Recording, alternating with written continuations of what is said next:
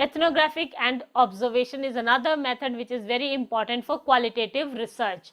Apart from in-depth interviewing and focus group, the other major method that is used by qualitative researchers is ethnography study. Through the observation of institutions, cultures and customs, the researcher will aim to investigate an institution, group or settings that is relatively researched and about which relatively little is known. The ethnographic approach used for this purpose to inquire systematically about the world people see and to develop theories about the social world. This is an important point to note. Researchers undertake ethnographic studies to see the world in a new way from the point of view of the people under investigation, not just to confirm their preconception about a particular issue or group that they are studying. This involves looking hard to all aspects of what is going on, not picking out one or two events and using them to confirm taken for granted views about the nature of the social world. Thus, the ethnographer does not just observe and record the unusual extreme behavior, but joins in the everyday activities and life of those who are being studied.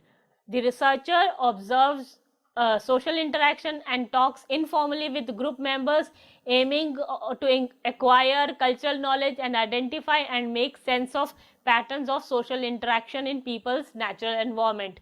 This style of research is often referred as naturalistic and assumes that the study of people's behavior can only be conducted in situations where people do not feel under surveillance. The task of the researcher, therefore, is to observe people in a sensitive and unobtrusive fashion. Usually, this involves spending time in the field so that the researcher gains acceptance among the community that he or she is investigating. Ethnography refers to more than just the process of observing.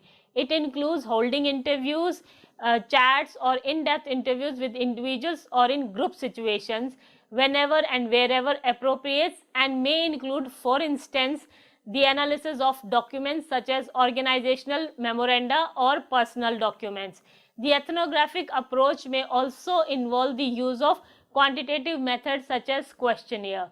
The main research method associated with ethnography, however, is participant observation.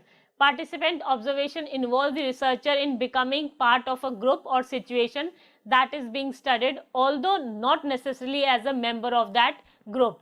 When conducting ethnographic studies using participant observation, the researcher is confronted by several practical questions.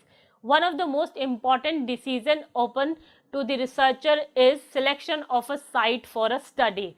Owing to the time and resources constraint, observations are often limited to only one or small number of research sites, and as such the researcher should consider taking steps to ensure that this or these are typical of the many such settings available for the study. The researcher will often find several possibilities, and the decision should be driven largely by the anticipated richness of the data that particular cites others.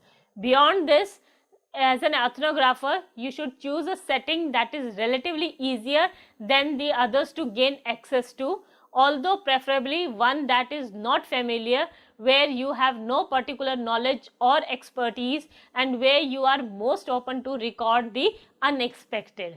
Having selected a site for study, the researcher needs to gain physical and social access. Physical access refers to the process through which the researcher is able actually to enter the site. This may involve the participant observation seeking permission from a gatekeeper to enter a particular setting such as a school or a hospital, and may require some negotiation. Inevitably, there are political consequences in any such negotiation, and the researcher may have to code some power and control over the research processes, and may be required to compromise some aspect of the proposed research strategy. Social access requires the researcher to gain a vantage point through which he or she can view the world as it is seen from the perspective of the peoples being studied. Having physical access to a site is one thing, but if particular aspect of the life world under investigation are kept secret from the researcher by a suspicion community, then the data acquired will be at best represent only a partial account of the real world of the culture of organization. Finally, there is a stage of recording the behavior and events that form the basis of the research data. The ethnographer will aim to record data from her or his observation in the form of field notes. These will be descriptive accounts of what has been seen and heard, reflective analytical notes that focus on the themes and patterns that emerge from data, and also methodological observations such as ethical issues and field strategy. In general, researchers should aim to take full field notes immediately after an observation session has been completed. Such notes should include details about the settings, perhaps maps or diagrams or rooms where the action has been observed, events, people's behavior, and talk notes will usually be recorded chronologically, and full details about the date and time of the observed actions. They may also include initial impressions and thoughts about the fieldwork sessions, as well as interpretation and analytical observation. Conducting qualitative research online. As technology develops, video conferencing hardware and software is becoming more widely available, and this would seem like the best way to overcoming problems associated with the typing speed and the technical difficulties. However, this still requires that participants have the requisite setup at their end in order for it to work successfully. At present, there appears to be a more talk of the future possibilities that video conferencing might offer than its actual use in qualitative research. There may even be a preference for sticking with text-based communication, since one of the great advantages is that it cuts on the need to transcribe after the events. There is also a large debate around the additional anonymity afforded by text-based communication. First, though, we shall turn to a method which raises a number of questions about whether what happens online constitutes real behavior, that of online observation. Observing virtual behavior. From an ethnographic point of view, social networking sites and virtual communities offer us insights into how people shapes their identities, how they interact with one another, and importantly, how they shape their environment. Space, just like a space, lacks meaning or connection until people makes it their own. A space then becomes a place. The ways in which users can define their place in virtual world by customizing layouts or even selecting furniture or a virtual house tells us something about how people construct meaningful live experiences. For the qualitative researcher, new technology offer both useful tools and also intriguing topics for investigation.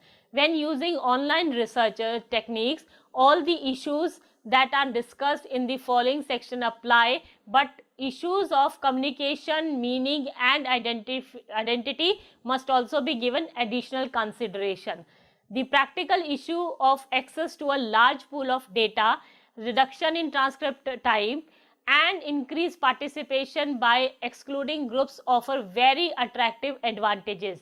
However, conducting qualitative research online is not merely a matter of transporting conventional techniques to the online world. It requires the exploration of a whole new set of methodological and ontological issues. Issues in conducting qualitative research studies. There is an issue of validity, reliability, which we have already done in the other modules. So, we will straight away go to the access. Often the researcher will have to negotiate the access to the settings or people to be researched with the number of gatekeepers. For instance, a study on bullying at school may involve the researchers engaging in lengthy discussion and negotiation with the particular local education authority, the school governors, the head teachers, the heads of the department, school teachers, parents, and the pupils themselves. The likelihood that the researcher may need to compromise the research questions and or general methodological approach in order to gain permission from these actors to conduct the research. However, the issue of political constraint is that of the confront both qualitative as well as quantitative research studies. Then comes the question of ethics. This is a particularly important issue in qualitative research, where there is a significant potential for misleading people, pretending to be. Hello everyone, today we are going to discuss a new chapter of research methodology, that is qualitative research. As you must have heard about the term research, it is divided into two parts. One is quantitative and the other is qualitative research. Hope you are having a better understanding by learning all other modules of what is quantitative and qualitative research. So to make your concepts more clear, today I will focus only on qualitative research in this module. So I am back again with a new module, and I am Ritu Sharma. We will be discussing here about the qualitative research, and in this we will try to see the possibilities for using qualitative approaches and methods in research projects. We will also try to provide an overview of the logic of qualitative research and its origin within an interpretative tradition within the social sciences. And then we will try to define the qualitative research approach and contrast this with the quantitative research approach. To review the main methods for conducting qualitative research: project in depth, one-to-one focus group interview, and participant observation. Then finally, we will highlight the main issues confronting social researchers when using qualitative approach and method in research projects. Now, the qualitative research style is more often than not associated with an interpretative perspective in social research, in which the logic of research is not so much to test out given theories about what guides human behavior, but instead to develop an appreciation of the underlying motivation that people have for doing what they do. Now, to underlying the quantitative research style then is the assumption that in order to understand human behavior, a researcher must first understand the meaning that people have of the world around them, because these meanings tend to govern their actions. The emphasis given by qualitative researcher to their studies is therefore involves an examination of the perspectives of the people or groups that are of interest to them, their ideas, attitude, motives, and intentions. Qualitative research methods such as in-depth interviews and participant observation share some of the following characteristics. First, research is carried out in real-life settings. In order to build up the understanding of how people experience the world around them and to identify what informs their behavior, the researcher attempts to study actions and talk as it naturally occurs with as little disruption to people's life as possible. The second point is quantitative methods such as questionnaires, surveys, and experiments are scheduled as leading to creation of relatively artificial research situation in which it is possible to study real views and real behavior. The objective is to take detailed description of people's behavior and thoughts to illuminate their social meanings. This implies adapting an insider's perspective in research in which there is likely to be a closeness between the researcher and the people to be studied, rather than an impersonal and distanced relationship. For instance, an organization-based study of absenteeism may entail a researcher spending considerable time at the workplace, observing how work is organized, the relationship between actors, and developing a non-threatening presence. From this vantage point, the researcher will aim to